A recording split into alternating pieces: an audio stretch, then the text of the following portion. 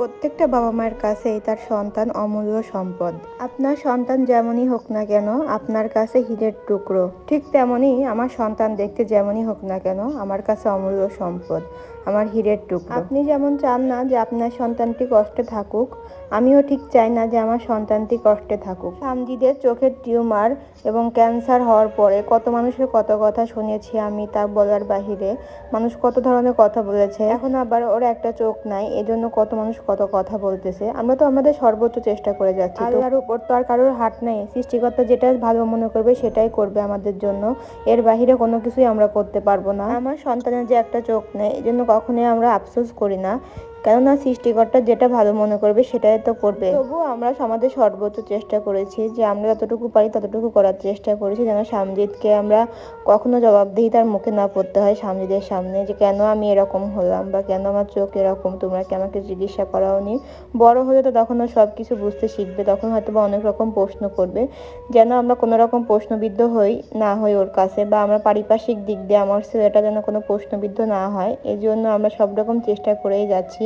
কিন্তু আল্লাহর উপর তো আমাদের কোনো হাত নেই, আল্লাহ যা চাইবে তাই হবে। শুধু মন খারাপ হয় একটা কারণে, যখন আমাদের আশেপাশের মানুষ বিভিন্ন ধরনের আজে বাজে কথা বলে, তখন মাঝে মধ্যে আমি প্রচুর কান্না করি, মুখ লুকিয়ে কান্না করি, গোপনে কান্না করি বা প্রকাশ্যেও কান্না করি। তখন সামনেদের বাবা আমাকে একটাই বুঝ দেয়, তোমার সন্তানের তো একটি মাত্র চোখ নেই, তাও তো আমাদের সামনে হেসে খেলে বেঁচে আসে, এটাই অনেক কিছু।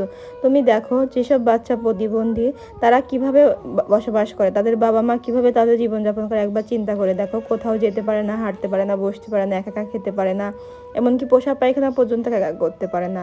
আর সামনে তো মাত্র একটা চোখ নেই, ও তো সব কিছু করতে পারে। আল্লাহ দিয়ে ওর মেধাও খুবই ভালো, এইভাবে আমাকে সান্ত্বনা দেয়। আবার বুঝায় যে যখন ইন্ডিয়াতে ছিলে তখন তো তোমার চোখের সামনে কত বাচ্চা এইভাবে মৃত্যুর কোলে ঢলে পড়লো, তোমার সন্তানও তাও সুস্থ আছে, আমাদের চোখের সামনে আছে, এটাই অনেক কিছু। সন্তান হারানো যে কতটা কষ্ট শুধু যে যে বাবা মা সন্তান হারিয়েছে তারাই বলতে পারবে, আমরা এটা উপলব্ধি করতে পারবো না। কিন্তু আমরা আমাদের সর্বোচ্চ চেষ্টা করে গেছি, যতটুকু যাওয়া দরকার ততটুকু করেছি আর কি, আমাদের সামর্থ্য অনুযায়ী। আমাদের শেষ এই চিকিৎসাটাই ছিল যে সামজিদের আর্টিফিশিয়াল চোখ আই লাগানোর পর হয়তো ফেসটা স্বাভাবিক হয়ে যাবে, কিন্তু ওই যে একটা ভুলের কারণে সারা জীবন ধরে পস্তাতে হবে আমাদেরকে। চোখটা আরো 1 মাস আগে লাগালে হয়তো চোখের উপরে পাতাটা গর্ত হয়ে থাকতো না, হয়তো মাংসটা ফিল আপ হয়ে থাকতো, কিন্তু চোখটা 1 মাস পর লাগানো হচ্ছে, এই জন্য ভিতরের মাংসটা বেশি শুকিয়ে গেছে, এমনকি যেখানে অপারেশন হয়েছে সেখানে অতিরিক্ত মাংস গজিয়ে গেছে, যার ফলে ওর চোখটা উপরে পাতার মধ্যে সুন্দরভাবে ঢোকানো যাচ্ছিল না, এই জন্য সেটও খাচ্ছিল না। এই যে এখানে ডাক্তার ওর চোখের মাপটা সুন্দর মতো নিচ্ছে। দেখেন না, আমার এটুকু মাসুম বাচ্চারা আল্লাহ কত ধরনের বুঝ শক্তি দিয়েছে, কতটা ধৈর্য দিয়েছে ওকে, যে এই চোখটা বারবার খুলতেছে, বারবার মাপ দিচ্ছে বিভিন্ন ধরনের আর্টিফিশিয়াল চোখ দিয়ে। ও একবারও ভয় পাচ্ছে না বা ওর কোনো কিছু মনেই হচ্ছে না, একটু ও কোনো কিছুই সে করতেছে না। আল্লাহ হয়তো ওকে ধৈর্য দিয়ে পাঠিয়েছে এই পৃথিবীতে। আর এদিকে দেখেন আমার 55 দিনের বেবিকে নিয়ে আমি কিভাবে দৌড়াদৌড়ি করতেছি। আল্লাহর রহমতে আমার বেবিও অনেক ধৈর্যশীল হবে মনে হয়, আমার মেয়েটাও। এই যে 4-5টা দিন জার্নি করলাম একাধারে, ও কোনো রকম কোনো ধরনের অসুবিধা বোধ করেনি। আমার 2টা সন্তানকে প্রচুর ধৈর্য শক্তি দিয়ে দুনিয়াতে পাঠিয়েছেন, সঙ্গে আমাদেরকেও প্রচুর ধৈর্য শক্তি দিয়েছেন। যদি ধৈর্য শক্তি না দিত এতটা কষ্ট হয়তো বা সহ্য করতে পারতাম না, বা এত দূর আগাতে পারতাম না। আল্লাহ উত্তম পরিকল্পনাকারী, সবসময় একটা কথা আমি বলি। আজকে আপনাদেরকে দেখাবো সামনে চোখ লাগানোর পর ফাইনাল লুক। এই যে দেখেন সামনে চোখ লাগানোর পরটা ঠিক এরকম হয়েছিল, মানে চোখের যে উপরের অংশটা সেটা হচ্ছে ভালোভাবে ঢুকতেছিল না চোখের মধ্যে, কেননা ভিতরে কোনো স্পেসই নাই, একদম মাংসতে ভরপুর হয়ে গেছে। নিচের অংশটা ভালোভাবে ঢুকছে কিন্তু চোখের কোনা আর উপরের অংশটা ঢুকতেছিল না। এটা দেখার পর মানে আমি যে কিভাবে আমাকে সান্ত্বনা দিয়েছি বোঝাতেই পারবো না। মানে মনে হচ্ছিল যে আমি কোথায় আছি, কিসের মধ্যে আছি, কিছুই বুঝতে পারতেছিলাম না। মনে হচ্ছে আমার সকল রকম কষ্ট বৃথা। তো খুবই কষ্ট লাগতেছিল, ডাক্তারও খুবই আক্ষেপ করতেছিল যে আমি আমার সর্বোচ্চ চেষ্টা করেছি কিন্তু আমিও ব্যর্থ। কেননা ডাক্তার অনেক চেষ্টা করেছে চোখটা ভিতরে ঢুকাতে, যেন 2 পাতা আপ ডাউন করতে পারে, কিন্তু ভিতরে এমন একটা অবস্থা সৃষ্টি হয়েছে যে ডাক্তার যে ধাক্কা দিয়ে চোখটা ঢুকাবে সেটাও উপায় নাই, কেননা ভিতরে মাংসপেশি বেড়ে গেছে, জোরে ধাক্কা দিলে সামনে ব্যথা পাবে, রক্ত বের হয়ে যাওয়ার চান্স আছে, অনেক রকম ক্ষতি হতে পারে। এই জন্য ডাক্তারও খুব রকম চেষ্টা করেও পারিনি। ডাক্তার বারবার চোখটা খুলতেছিল, আবার ছোট করতেছিল, বড় করতেছিল, সব রকমভাবে চেষ্টা করতেছিল যেন চোখটা সুন্দর মতো সেট করতে পারে, কিন্তু ডাক্তার শেষ পর্যায়ে ব্যর্থ। সামজিৎ বড় হওয়ার ভবিষ্যতে আরেকটা ট্রিটমেন্টই ওর করাবো, সেটা হচ্ছে প্লাস্টিক সার্জারি। যখন ওর বয়স 18 বছর হবে তখন ওকে নিয়ে থাইল্যান্ড যাওয়ার ইচ্ছা আছে আমাদের। দেখা যাক আমরা কতদূর কি করতে পারি, আমাদের সামর্থ্য অনুযায়ী আমরা থাইল্যান্ড যেতে পারি কিনা সেটাই দেখার বিষয়। সামজিদের বাবা তো সবসময় বলে যে আমার রক্ত বিক্রি করে হলেও আমি ছেলের চিকিৎসা ঠিকঠাক মতো করিয়েই যাব।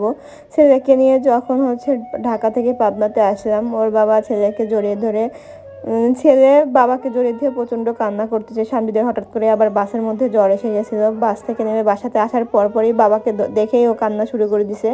এখন জানি না জ্বরের জন্য সে কান্না করলো নাকি ওর চোখটা সেট আপ খায়নি এজন্য ও কান্না করলো, কিছুই বুঝতে পারলাম না। হয়তো ও ছোট মানুষের মনের মধ্যে কোনো একটা আক্ষেপ থেকেই গেছে, এজন্য বাবাকে দেখে সে কান্না করলো।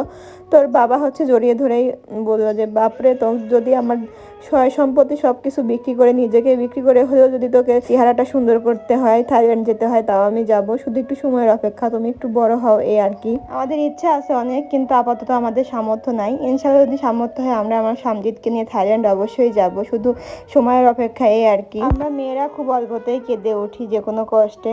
স্বামীদের চোখটা এরকম দেখে আমি তো প্রচুর কান্নাকাটি করছিলাম। স্বামীদের বাবাকে ভিডিও করে দেখানোর পর থেকে আমি তো কেঁদেই যাচ্ছি, কিন্তু সে তো পুরুষ মানুষ, সে তো তার চাপা কষ্ট দেখাতে পারে না। সে নিজে নিজে অনেক কান্না করছে আমি জানি, কখনো আমি তাকে ফুপিয়ে ফুপিয়ে কান্না করতে দেখি নাই, কিন্তু স্বামীদের চোখ লাগানোর পর আমি তাকে ফুপিয়ে ফুপিয়ে কান্না করতে দেখেছি অনেক। না, আমরা যা আশা করছিলাম তা আসলে কোনো অংশে আমরা পাইনি। ভেবেছিলাম স্বামীদের চোখটা সুন্দর মতো সেট আপ হয়ে যাবে, এই চোখের মতো দেখা যাবে, ওকে আর অন্যরকম লাগবে না, কিন্তু তা হয়নি।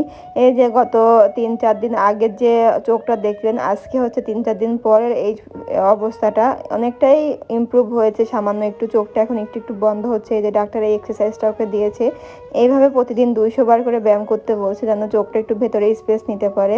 এইভাবে ওকে প্রতিদিন নিয়মিত 200-300 বার করে ব্যায়াম করানোর চেষ্টা করতেছি। আমি আশা করতেছি খুব তাড়াতাড়ি সে ঠিক হয়ে যাবে, চোখটা সেট আপ হয়ে যাবে। যাই হোক, সবাই আমার মাসুম বাচ্চাটার জন্য দোয়া করবেন।